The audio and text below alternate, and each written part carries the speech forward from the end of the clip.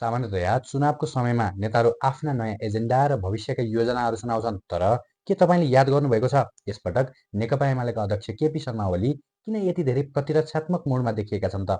आखिर किन एउटा अनुभवी नेतालाई यसपटक आफ्ना उम्मेद्वारका लागि भोट माग्नभन्दा बढी स्पष्टीकरण दिनमा समय खर्चिनु परिरहेको छ त? अघिल्ला चुनावहरूमा आक्रामक रूपमा प्रस्तुत हुने ओली यसपटक भने आफ्नो बचाउ गर्न व्यस्त देखिन्छन्। उनले मैले गोली चलाउने आदेश दिएको छैन भन्दै फेसबुक पोस्ट, भिडियो, अन्तर्वार्ता र भाषणहरूमा बारम्बार एउटै दाबी दोहोऱ्याइरहेका छन्। रोचक कुरा के छ भने यदि तपाईँले उनको कुरा पत्याउनु भएन र फेसबुक पेजमा गाली गर्नुभयो भने तपाईँलाई सिधै ब्लक गरिन्छ। निर्वाचन नजिकै गर्दा सायद हारको डरले हुनसक्छ उनले कहिले विमानस्थलमा सरकारले आफूलाई दुःख दिएको आरोप लगाउने त कहिले सर्वोच्च अदालतले सांसद पुनर्स्थापना गर्नुपर्ने माग गरिरहेका छन्। फागुन 21 को निर्वाचन अब लगभग निश्चित छ। तर ओलीको यो प्रतिरक्षात्मक शैलीले उनी कत्तिको राजनीतिक दबावमा छन् भन्ने सङ्केत गर्छ। के एउटा बलियो नेताले चुनावको मुखमा यसरी स्पष्टीकरण मात्र दिइरहनु उचित हो?